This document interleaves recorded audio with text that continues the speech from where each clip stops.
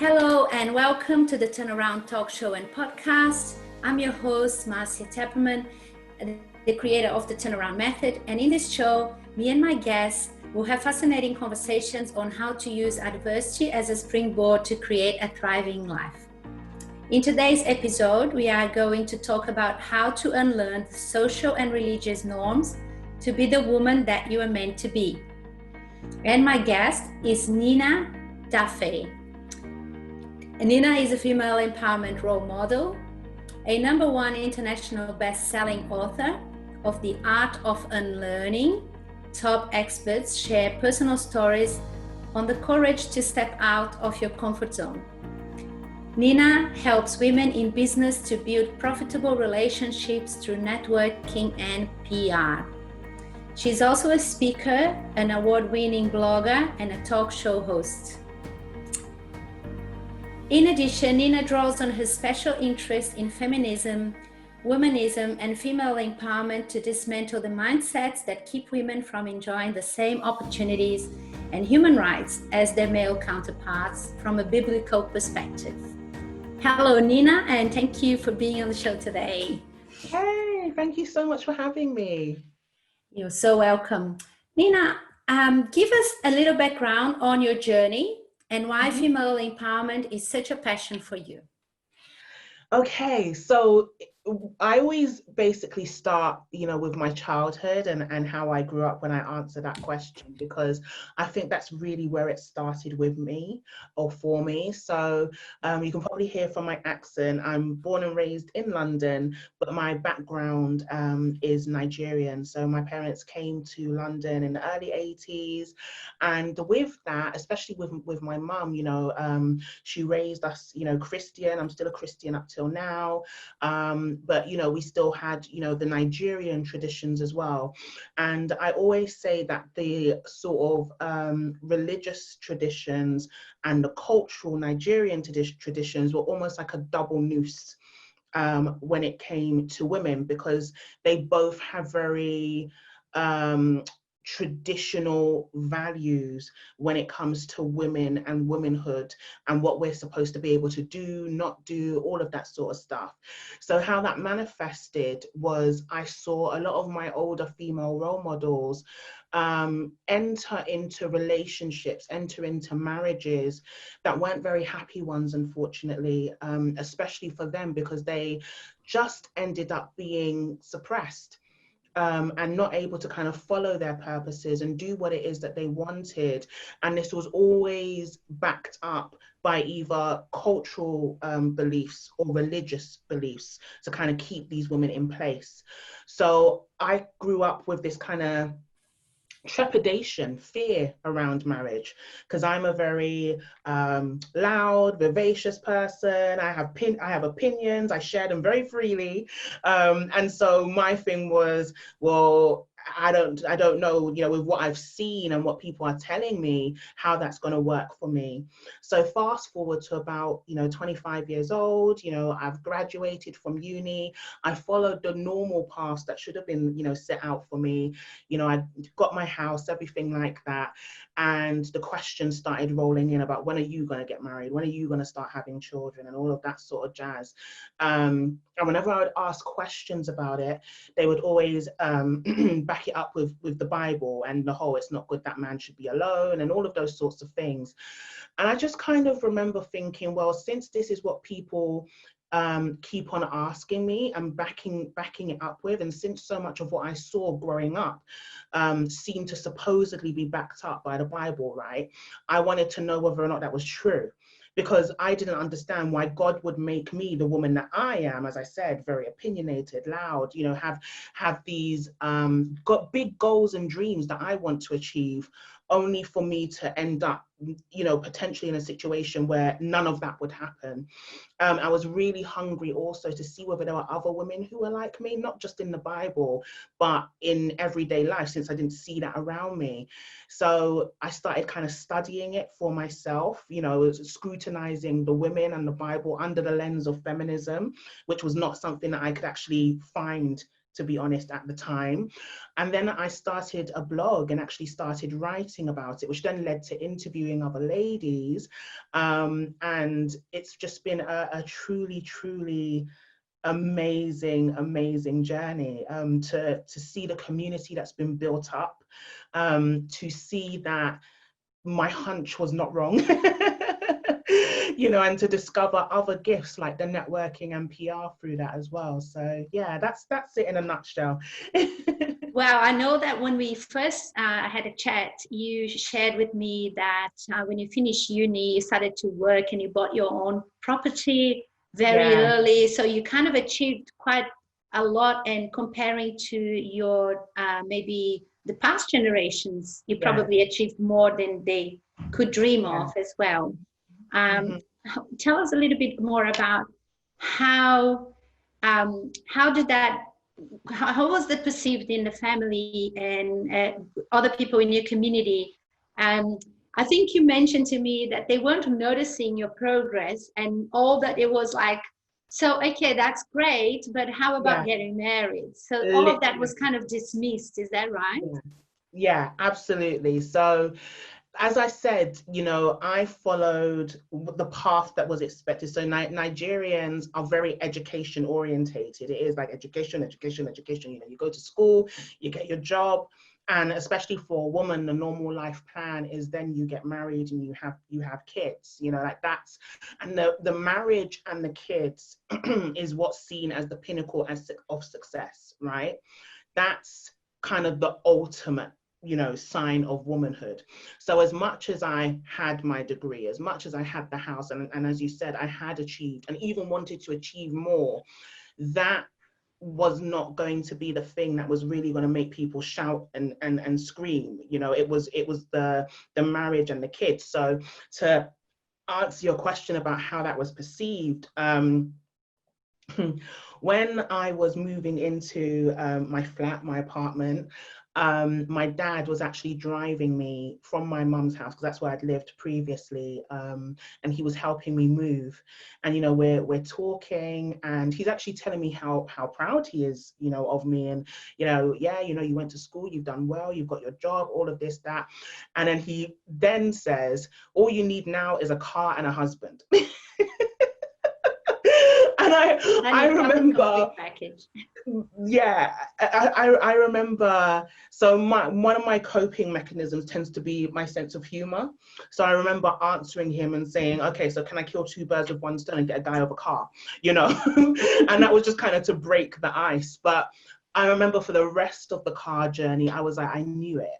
Like I had that sort of sneaking suspicion that was going to be the case, going to be the thing. And I think that was also a part of like the catalyst also of my search and my research, because I have always had as I said, I'm still a Christian. I've always had a very close relationship, with God.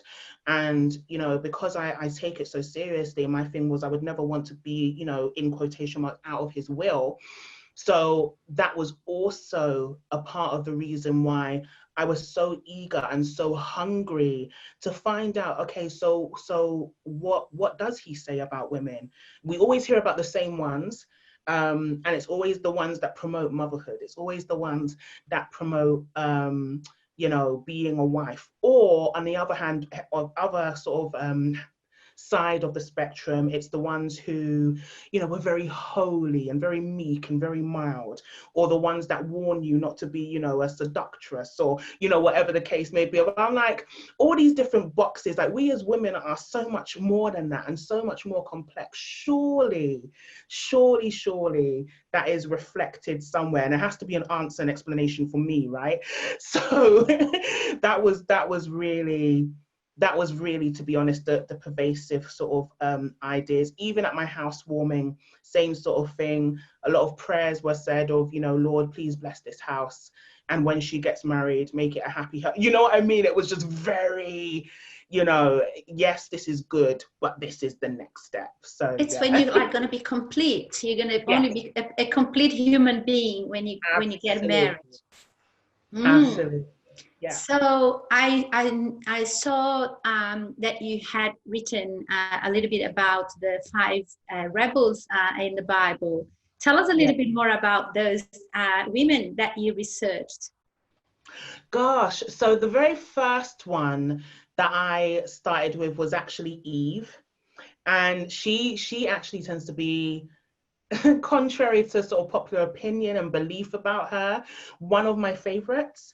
The reason being because when you look at a lot of society, I think particularly those that do have their roots in Christianity or Abrahamic sort of religions, um, a lot of the treatment that we see of women, the regard for women, almost as, you know, second-class citizens or whatever the case may be, the root of that, even if, you know, the country is not so religious anymore, the root of that is in beliefs about Eve and what she did in the garden, and how, you know, women are now wretched because of her, and we're cursed, and this, that, and the other. And it was just very interesting for me to read up about her and realize that, just even aside from that, this was a woman who wielded great influence. This was a woman who also had her own purpose, and her own identity, and, you know, carried so much. And if that was, you know, who I believe to be the first woman and the blueprint, then actually it shows that there is a greater plan for us, and that actually we also are supposed to be like influential and things like that. Even this whole idea about being a helper or a helpmate. If you think about us as people, you know, in business, for example, if you hire a helper or an assistant to your business, they have to be someone who is capable. You know, they have to be someone who knows their field. They have to be someone who you can trust to do the job, who actually has a level of expertise. So this idea of seeing, you know, helper or assistant as somehow being less than or something to be dominated is actually completely incongruent with what that word means. It means actually we do carry expertise, we do have skills, we are actually able to do things, and that's what was actually intended.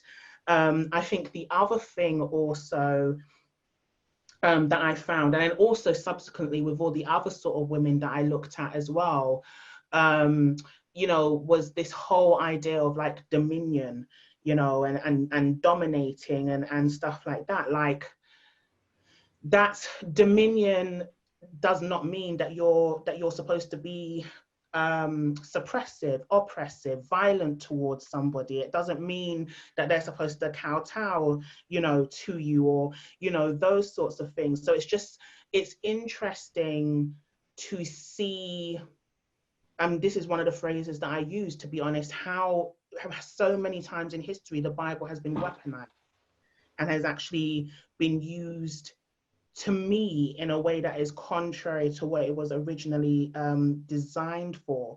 And I think that's why, even with things like the 5 rebel girls that I talked, you know, just all the other women that I've uncovered, I highlight them so much because it's important, I think, who is teaching, right? A man, for example, is always going to teach from a very male perspective, and so that being the case, they're not necessarily perhaps going to take as much interest in women or be able to make us as rich or complex, you know, as we need to be. And so I think it is kind of my responsibility, other women's responsibility, to lift those voices up, because when you study those ancient women, it actually informs us as modern women of our power and who we are, and then gives us that inner knowing of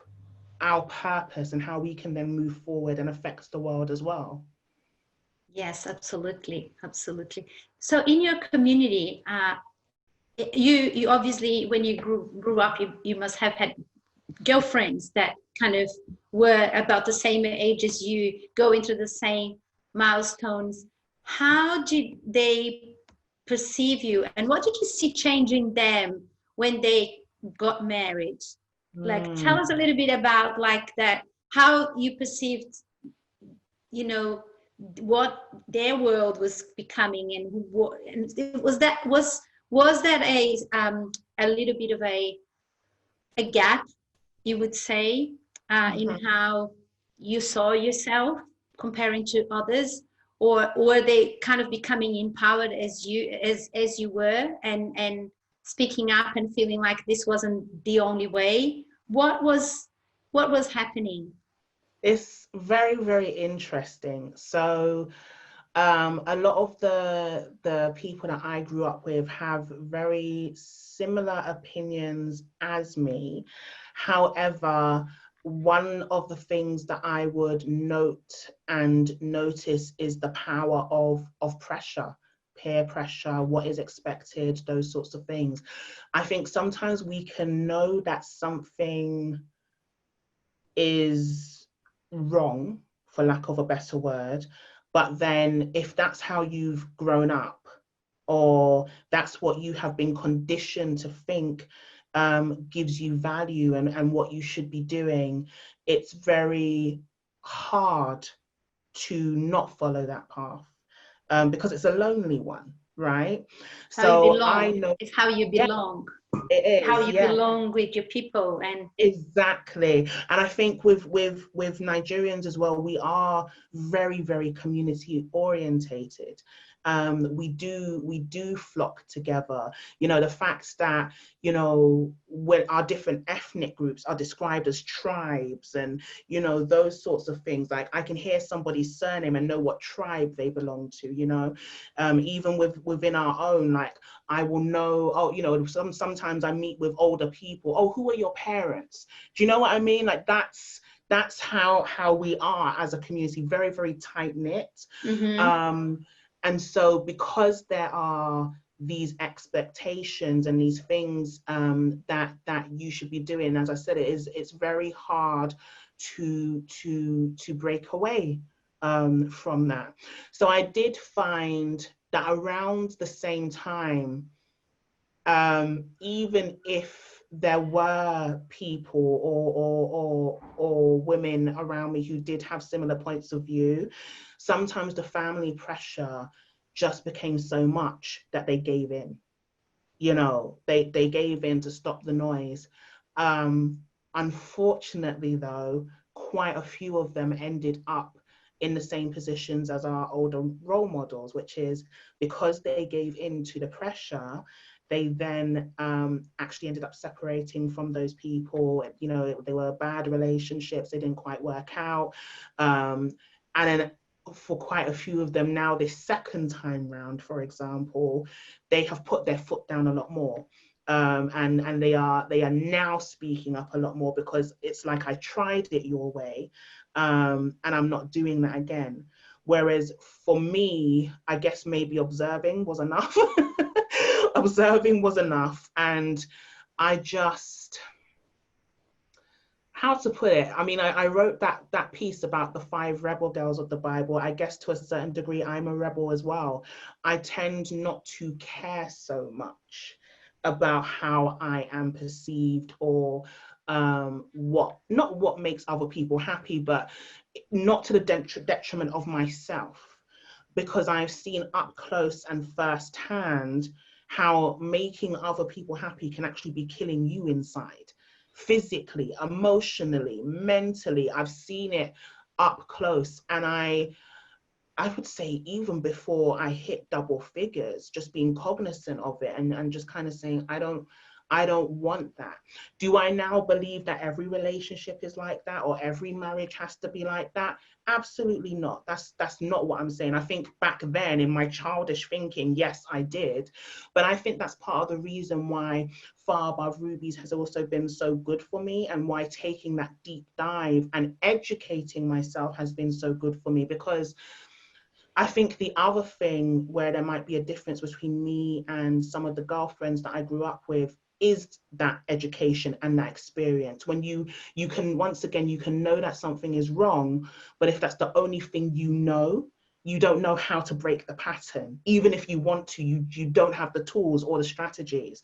Whereas for me, I kind of got the theoretical kind of teaching of the Bible, but then through interviewing other women who were married, for example, and did have kids, but are still, and are Christians, but are still traveling and are still doing their thing and living their life more like how I wanted to, that shows me that it is possible. That shows me that what we grew up with is not the only way. And so therefore, just from knowing these women and by association, I have the tools and the strategies to speak up for myself, to point to the theory, but also to point to the examples.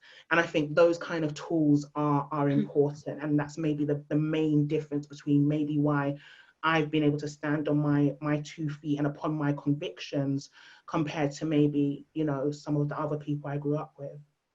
So what is that you believe that God is God's desire for women and for everyone, I suppose? Yeah. Do you know, I think that his desire for women is arguably the same as what he desires for men. Do you understand? I believe that when God makes people, he makes us for a purpose.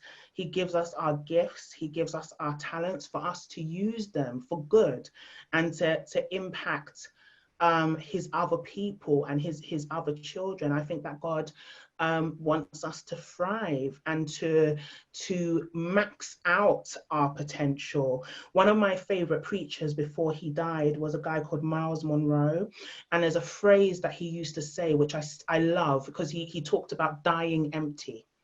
Like not dying with any regrets, not dying having not birthed any vision that you've been given or any ideas, like literally emptying yourself out, you know? And I think that part of what has been wrong and part of the tragedy has been that women until very recently have not been able to do that. And also in some societies, like I talk about my own, are not necessarily expected to do that, you know, because of all the other sort of cultural beliefs and stuff that they place as hurdles in front of these women. And sometimes, you know, a woman can have these gifts and these ideas and be so talented, and there's so much that she wants to do, but for the sake of fitting in, you know, to that box. And that's what I mean about the pressure, you know, because it is a lot. They shrink themselves and they just never become who the fullness of who they're supposed to be, you know. So I think it's important to know as women who you are, who you are and what your purpose is first, so that at least then whatever relationship you end up in, whether it's friendship, whether it's a business alliance, and indeed whether it's a marriage, you are then able to flow freely, you know. But when you raise women to think that marriage and motherhood is the most important thing, and then so that's the mold that they always try to fit, okay, so they get into those situations and realize a lot of the times that, well, actually there are other things that I also want to do, but then end up kind of dying inside because there is no freedom of expression. There's no way to explore that as well. And we're complex creatures. There's more to us. And I would never say just motherhood or just marriage, because those are huge. Those are huge and they're beautiful things. But I think that in the same way that a man can get married and have children and still, you know, operate in the fullness of himself, we as women should also be allowed to do the same.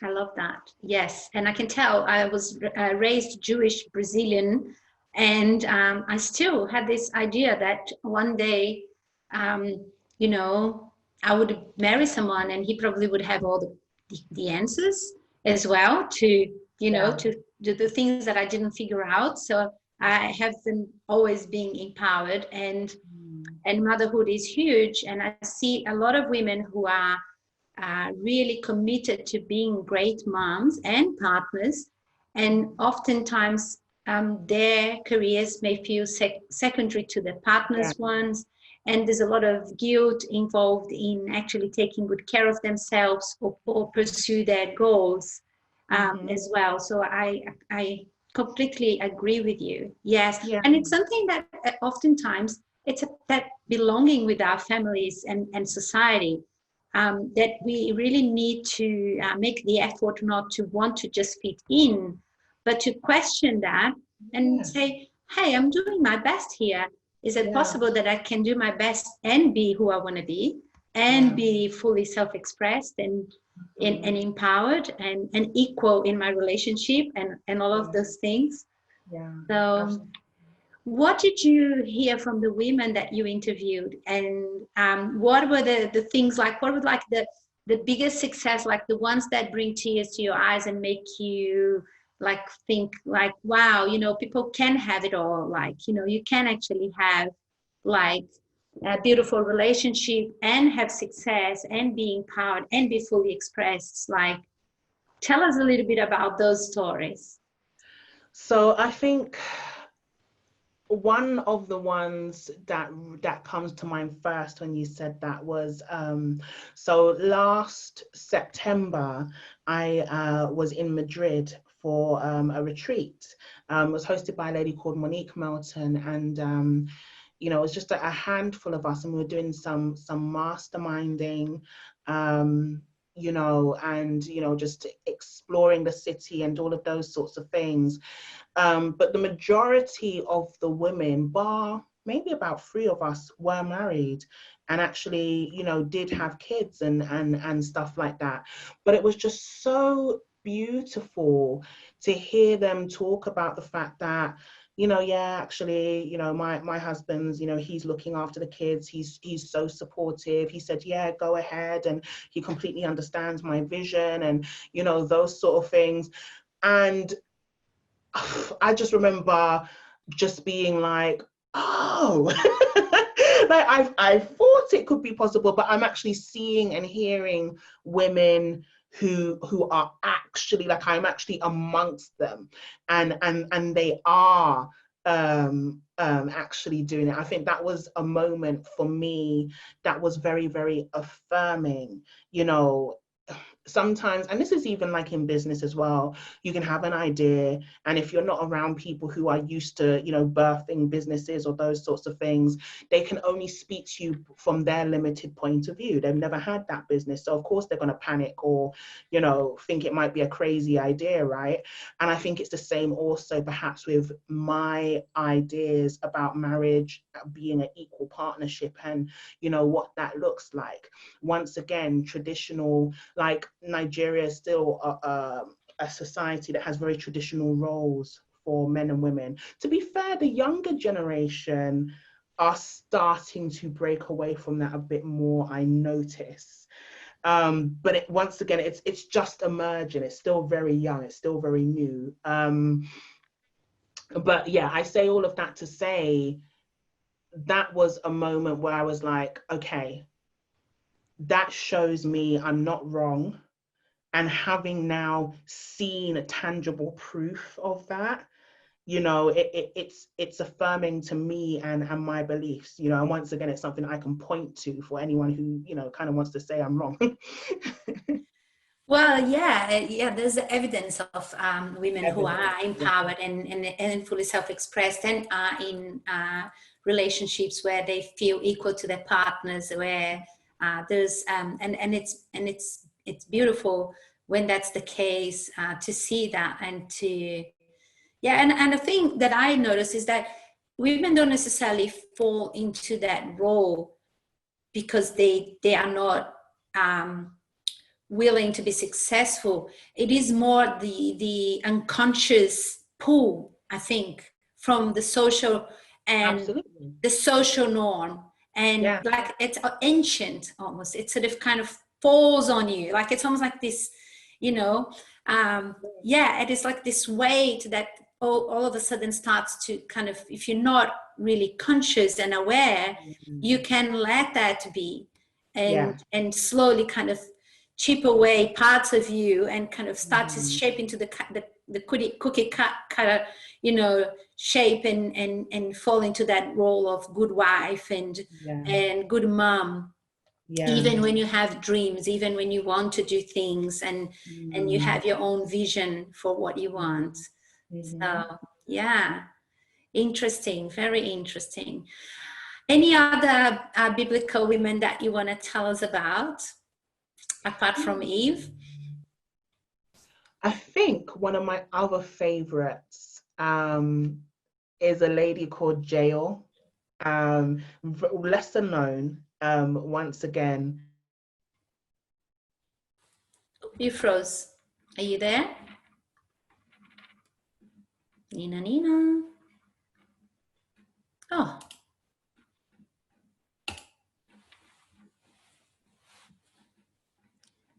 Oh, Nina.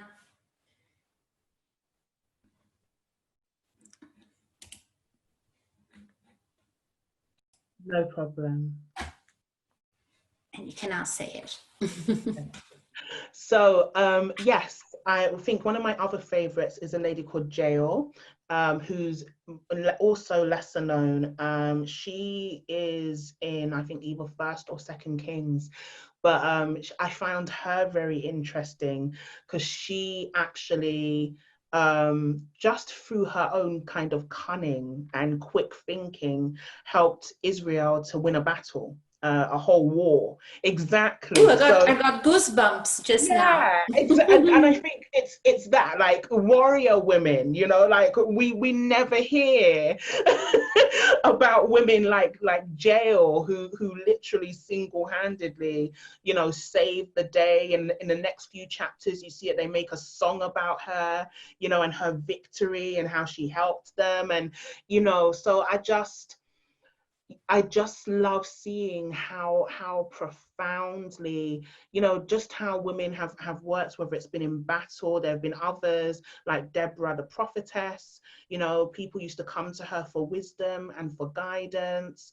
You know, there were others. So Joanna and Susanna, they are mentioned in the same line that we're first introduced to Mary Magdalene.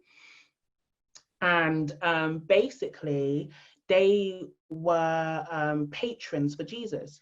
So they actually used to supply his ministry with money in order to help it to keep going and stuff like that. So hearing about women who were actually sufficient enough, wow, you know, exactly, to be philanthropists and, you know, help with ministry and things like that. And you've got people like Yoda and Syntyche who helped Paul to set up the church in Philippi.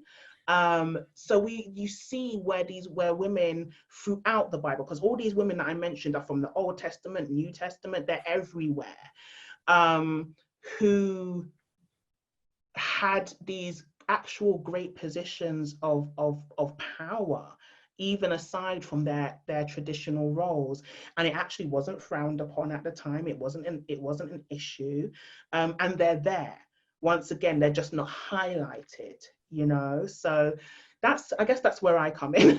Yeah, the different flavors, the different personalities, the different even you know, all of us, we can pull from those archetypes, if you want, at given times, so that you can go after your dreams and yes, remember of your power if you need to step into that power at times. Yes, I'm so glad that you said that, because that was literally it for me. I was tired of being fed images and archetypes that actually I couldn't necessarily see myself in, or that I didn't necessarily feel fit with me, and yet being told that this is what a good Christian woman looks like. Do you know what I mean? Yes. So to see the complexities, the depth, the breadth that does exist, I think is so empowering just in and of itself. So did you write a book about the women or Eve? Yes. So what I did was I actually did like a 5-day email course, which was Ah, initially just about Eve. But then as I started to kind of get more questions about traditional roles, about women, womanhood, and those sorts of things, I also included those. And yeah, like even up till now, I have women sort of requesting, to have access to it, and those sorts of things. And pretty much every week, I update my blog as well with new women. So at the moment, we've been talking about Zipporah, who is Moses' wife. oh. Yeah, and just her kind of what you can kind of learn from her, and that sort of thing. So it's been interesting. It's been a very interesting I journey. am going to definitely check it out. Thank you. Um, Tell us a little bit about your journey to become, an expert in PR networking, and how you help women, and how women can find you and work with you. Yes. So that was completely unexpected, to be honest with you. I started this journey, like I said, with just this interest in women, empowering, and, writing this blog. And I found about a year in that I kind of just wasn't seeing the growth that I wanted to. So I enrolled in a course just to learn how to get more reach through PR and writing for other publications, doing podcasts, those sorts of things. And it just turned out to be something that I really, really enjoy. I love writing. I love doing interviews like this and speaking, and all of that sort of thing. So whereas other people were finding the pitching to be a chore, I was just kind of happily sending them along and doing that. So I was kind of popping up everywhere. And so because of that, I had people approaching me and saying, how are you doing this? Like, how can I kind of put myself out there a bit more? I think also from the very beginning of launching, I was networking anyway, because as I said, I was doing interviews too. So as I started to get more questions specifically about the way that I was networking and doing PR, I was very resistant actually at first. I was like, oh no, I don't really consider myself an expert or whatever. And then as I basically just started to open myself up to it and realize this was actually just another gift, it was another dimension to me. I started to take people on, and they've also had success, now do like templates and bundles and that sort of stuff. So that's been a really sort of lovely, interesting journey as well. And I think one of the things that I also found hard to reconcile in my mind was, how does the women of the Bible, the empowerment fit in with the visibility? And then I realized they're one and the same, because at the end of the day, if you don't feel empowered as a woman to walk in your vision and to know that you have a purpose, right, then you're not going to show up in the world the way that you're supposed to. So actually they do go hand in hand. As So opposed to being yeah, humble and quiet, as opposed to being humble exactly. and just serving in silence. Yes, Mm, yeah, yes. exactly. Hmm. Yeah. So once again, I guess it's the theoretical, the biblical, along with the practical, is definitely what you get on my blog. So in terms of how people can find me, it's the website, so faraboverubiescollection.com. We'll have it Um, on the description and just here. Yes, Thank but tell us a you. little bit more about it. Yes. Yeah, and social media, same thing, at Far Above Rubies Collection. I also have a Facebook group actually, Women of Influence, where everything that we discuss, so women of the Bible, but also from the point of view of networking and PR, we discuss there. We have expert interviews every week. From women who come in and teach us, their sort of tricks and tips as well. So yeah, a lot going on. Yeah. Lots of speaking gigs you had, and yeah. So really great to hear all your experience, and so enjoyable. Like, I mean, we could do like one episode for each woman in the Bible. That would be fun. We are so good. We really could. That would be really fun. Nina, thank you so much for coming and sharing with us your knowledge and wisdom. And yes, I will make sure that people know how to find you through the description on YouTube and on the podcast, but also, yes, watching here. Perfect. Thank you, Nina. Thank you. Thank you. And if you enjoyed this episode and you want to subscribe to our channel and like this video, share with someone who needs this wisdom and knowledge, please do so. And I'll see you next time. Bye-bye. The Turnaround Talk Show and Podcast is brought to you by Marcia Tepperman. You can find me on my website, www.marciatepperman.com.au, or you can connect with me on social media via Facebook, LinkedIn, and Instagram. Thank you for listening, and I look forward to being with you again soon.